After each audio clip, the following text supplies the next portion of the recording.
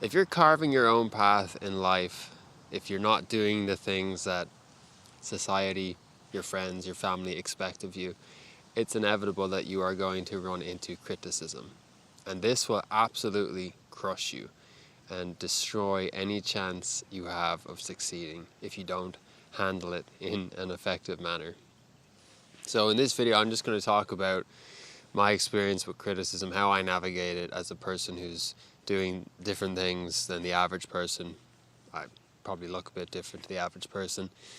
And I made significant progress from, starting off my journey to where I'm at now in terms of how I feel about criticism. So I've noticed that there's 3 types of critics. Now, the third type of hater is really the most difficult one to deal with, and I'm really dealing with it right now in my own life, and I'll get to that in a bit. But before we get there, let's look at the first type of person. So this is the typical hater, I guess. It's the person who's commenting on a YouTube video saying that you're an idiot, saying that you look stupid, that your beard is better off not on your face. And funnily enough, these are the most aggressive types of haters, but they're also the easiest to brush off because they're almost so ridiculous in what they say to you that it's hard to believe it. And you can probably safely say that if it weren't for the fact they're hiding behind a computer screen, that you wouldn't be hearing from them. And it's kind of like if you're in a car, you kind of turn into a different person when you're in a car. You start to get angry, even though you're not an angry person, typically. And similarly, the people that are getting angry at you in the car, they would never say that if there wasn't a car between the two of you. And it's just easier to let that stuff go. I remember I was busking in a previous lifetime in Robson Square in downtown Vancouver, and generally speaking, I had a positive experience as a busker.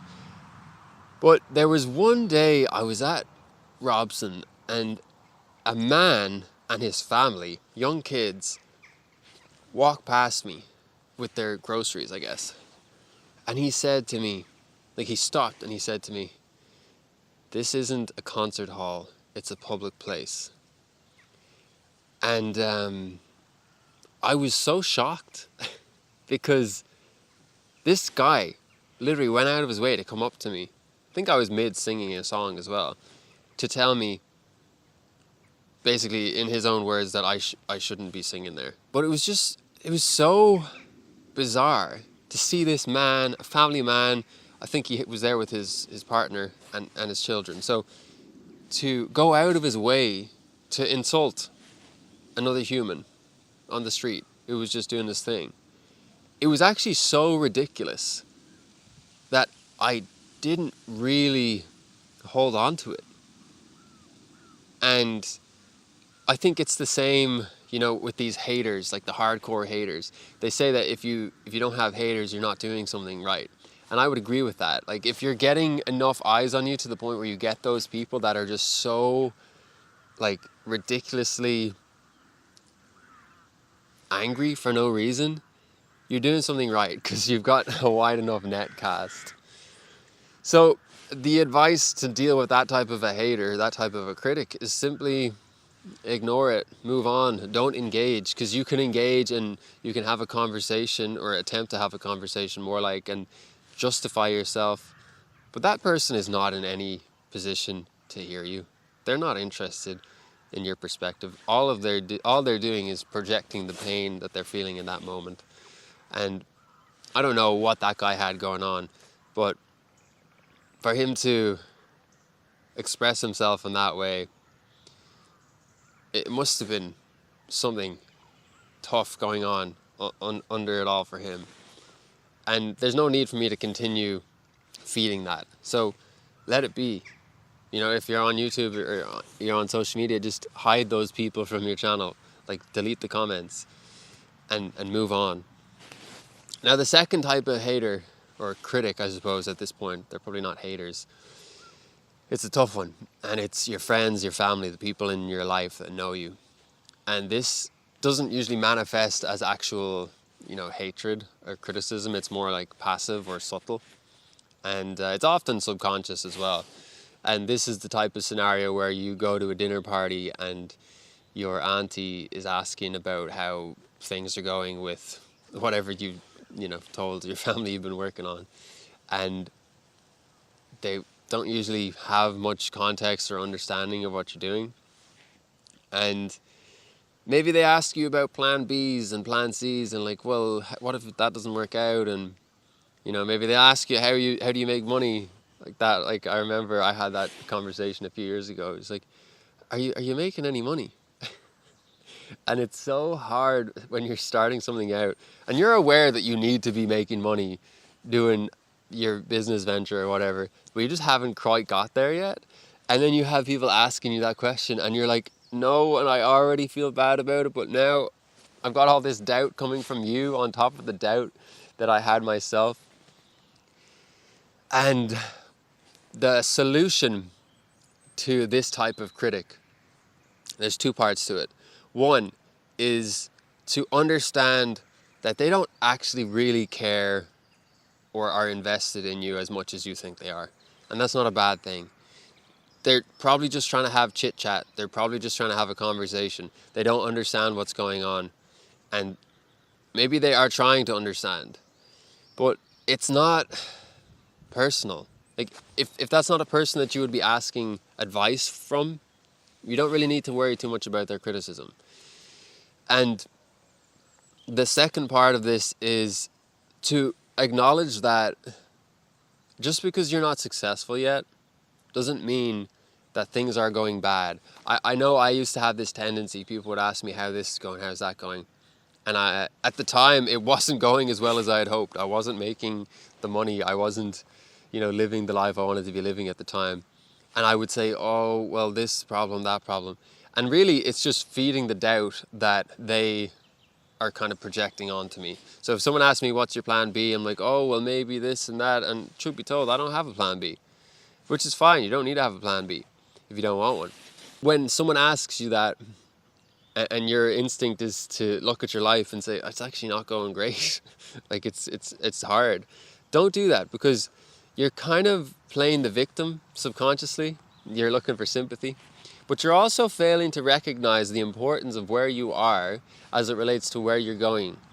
So, what I mean by that is, if you're putting in the actions that you know are required to build your business or to succeed in this career or that career. So like, let's say as an example, if you're making YouTube videos and you want to have a YouTube channel to serve as the marketing for your business, it's easy to say, oh, it's not going well if your first 10 uploads got 2 views. But the fact of the matter is that in order to build an audience, you need to make videos. So if you're asking me, if you've made 10 videos and gotten 2 views on each video, I would say that it's going really well, because you're on the way to getting 100 views per video, or 200, or 300, or 1,000. And we fail to acknowledge the effort that we're putting in. And instead of saying that it's going well, we say, oh, it's not good, I haven't got the views. And that's just not true. If you're showing up every day, if you're making the videos, if you're enjoying yourself, then I would say it's going really well. And so the next time someone asks you, how's it going, and it's not going as well as you want it to be going, say, it's going really well.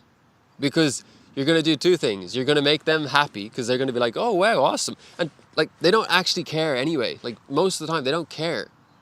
They don't care if you're doing well. They don't care if you're not doing well. So just tell them you're doing well for your own sake, because then you're also reinforcing to yourself that you're taking the right steps and that you're doing the right action that's going to lead you to the scenario where you're actually feeling like, oh yeah, I'm actually doing it. I'm living and loving this life that I've created for myself. Just on the topic of YouTube, that there's a free creator course that I've made in the description to help you with making your first pieces of content. So it's a 7-day email course. It's completely free, and it's going to help you express yourself and come up with content ideas and unpack the value within you. So I just wanted to mention that. It's down in the description. Check that out. Now, the third type of individual, the third hater, we could say, is you. it's me. For me, it's me. For you, it's you. And, you know, the first person and the second person that I just mentioned, they don't really matter.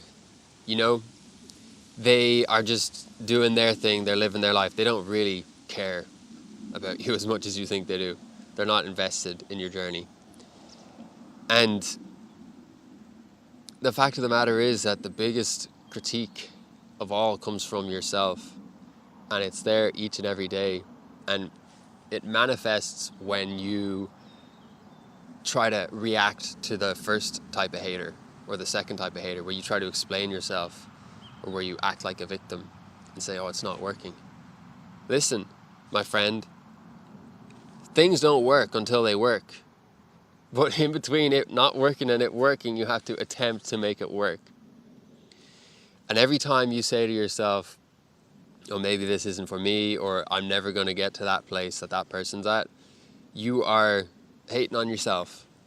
And this is something that I honestly navigate every day. And I think everybody does to some extent.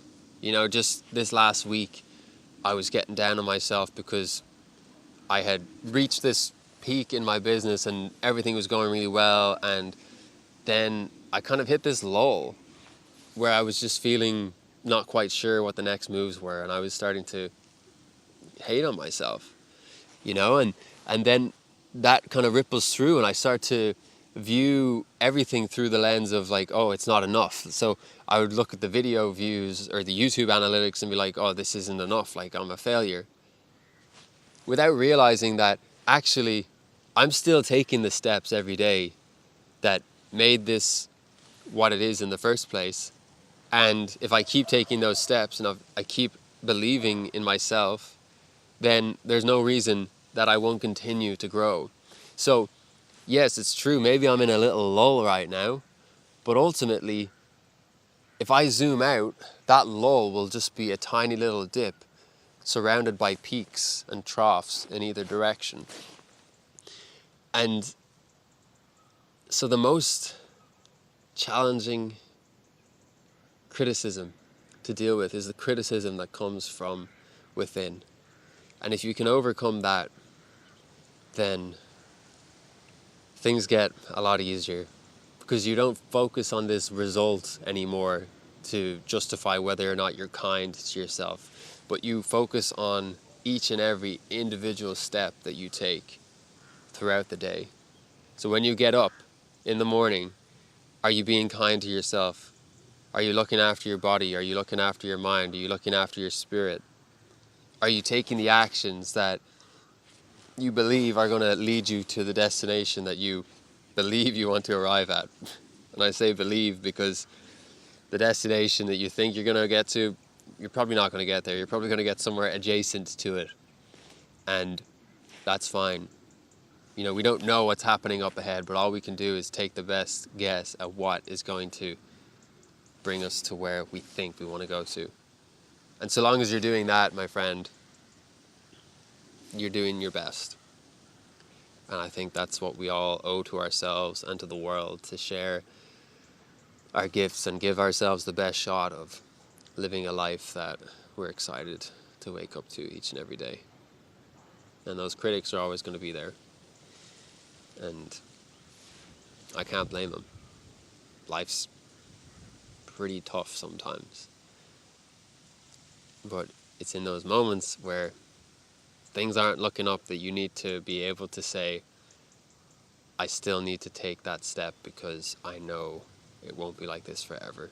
And if I continue whacking down the trees ahead of me, I will find some sort of oasis for a period to enjoy before I go back into the bush, whacking down trees, trying to find my way again. It's a cycle.